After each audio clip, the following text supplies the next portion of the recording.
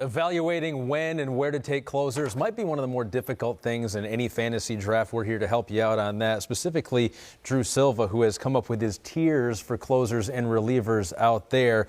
And we'll start with tier number 1. It's just one man. You've got one man in tier number 1. Just one, Josh Hader. Yeah, I mean, if the Brewers use Hader like they did last year, he should again be the most valuable reliever in fantasy by a pretty good margin.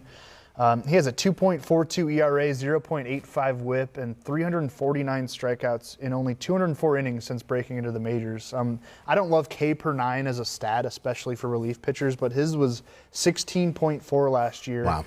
Garrett Cole's K per 9 was 13.8, which led all qualified major league starters. You got to put stuff into context. Yeah, right? Doing it that way, it's like, whoa. I think there is some awareness from Brewers management that he has been overworked in his young career. It helps to explain why there were some trade rumors about him this winter, but they put the asking price sky high because he's still relatively inexpensive, just qualified for Super 2 status, which gives him another year of salary arbitration. I don't know. There's no competition in that bullpen in my mind with Drew Pomeranz moving on. Corey Knebel's still recovering from Tommy John surgery, will likely miss at least the first month of the season.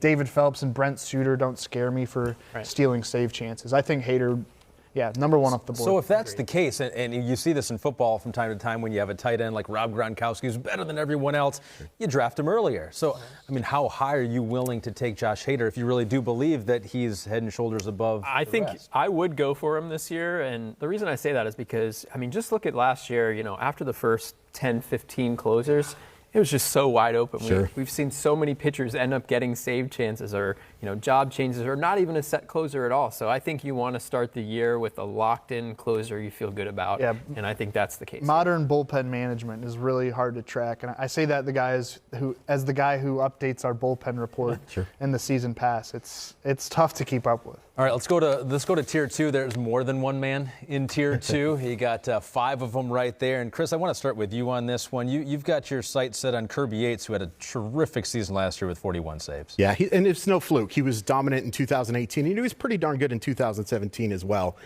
Some of the best swing and miss stuff in all of baseball, maybe just behind Hader and Cole.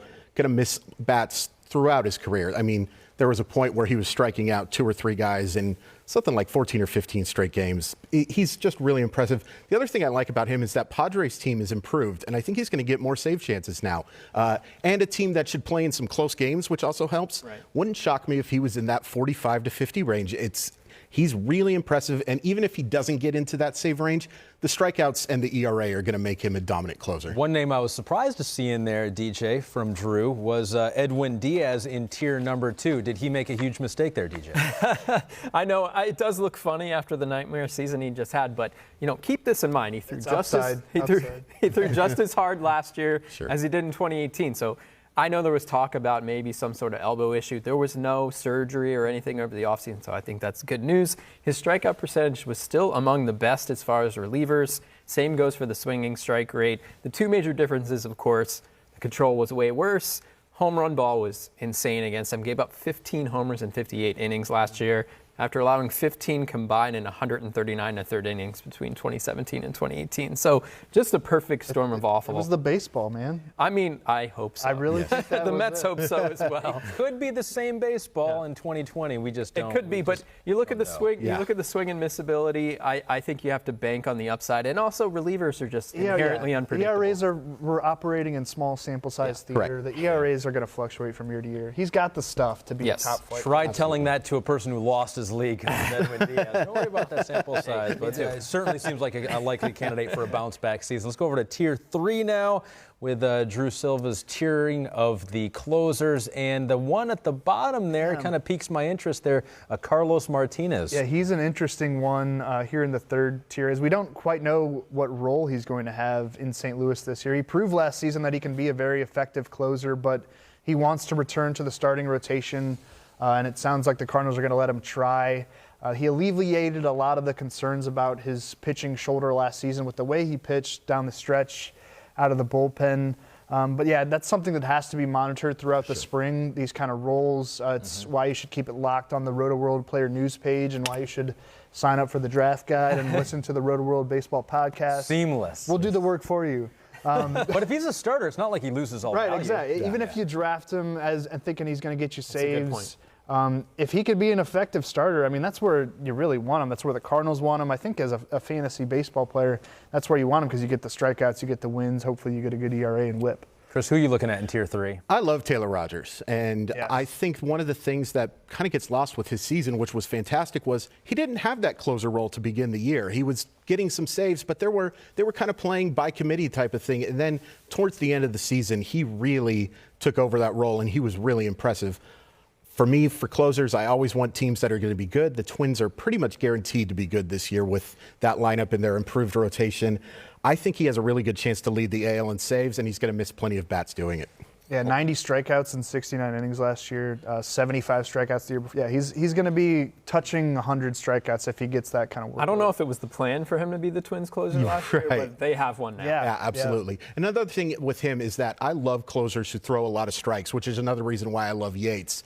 He's a guy who doesn't put up the walk, so should get good whip totals, good ERA, and plenty of saves. They have a closer and they have a really good team. Yeah. That makes sense. Move down the tiers. You still have some good players, some good opportunities here of value, and there's one here, DJ, that at the time of this taping, we have Nick Anderson ranked as 16th, but that's probably going to go up. Yeah, can we promote him, Drew? Yeah. Okay, we'll move him into Tier 3. I'll get on that right after. I think he could be a Tier 2 by the end of the year, possibly. Absolutely. Look at what he did last year. I mean, granted, the Rays closer situation was complicated last year. It was kind of hard to figure out, but I think it's easier now. Emilio Pagan, last year's saves leader for the Rays, recently traded to the Padres. So I'm excited about Anderson. Was dominant after being acquired from the Marlins last year. 41 strikeouts and just 2 walks. Wow. One of those was actually intentional in 21 1/3 innings. 41-2 strikeout to walk ratio, just insane. 110 strikeouts in 65 innings overall. Only Josh Hader had a higher strikeout percentage among relievers with at least 50 innings pitched. He's got definitely a late bloomer, but he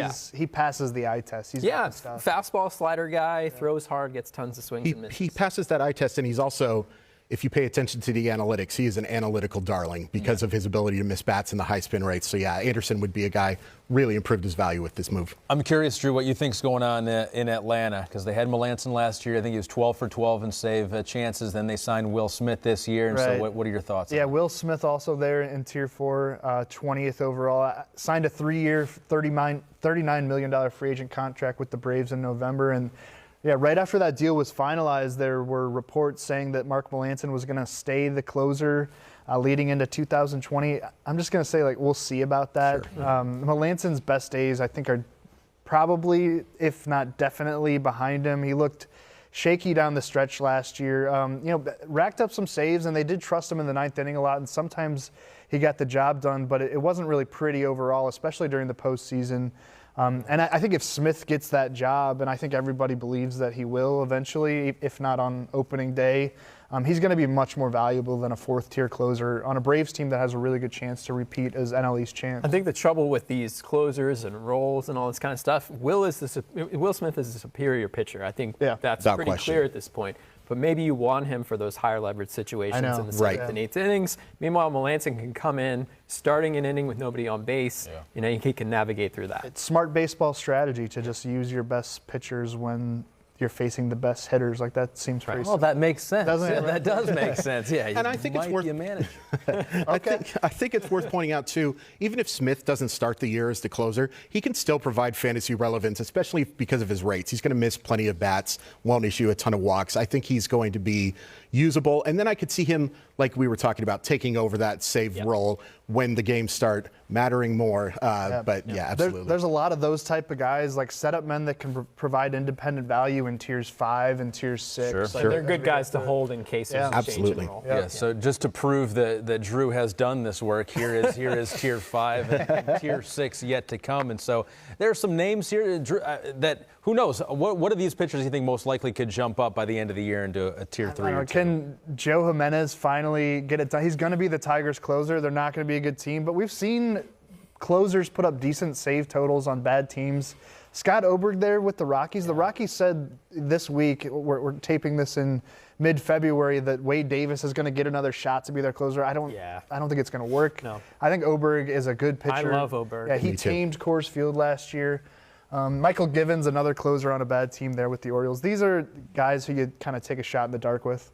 And over to Tier 6, we go all the way to 55. Interesting, Jordan Hicks, don't know about him when he might come back. He's the last player listed here. DJ, anyone interesting to you here? I think Kyle Crick's interesting. Yeah. With the Pirates, I think that could be wide open there. And Keone Kella's not reliable. Yeah, and he could be traded too. That's a great point. Off-field issues. I mean, there's all kinds. Not to the degree of the former Pirates closer. Yeah, and Corey Knebel might be a name to watch as the season moves along. Dylan Betances as well if Edwin Diaz struggles. I think Hirano with Seattle could be the leader for saves there. There's a lot of like Matt McGill. You can speak to that, Chris. I don't know who's going to get saves in Seattle. I don't think they're going to qualify for any saves this year. But won't have the opportunity. Yes.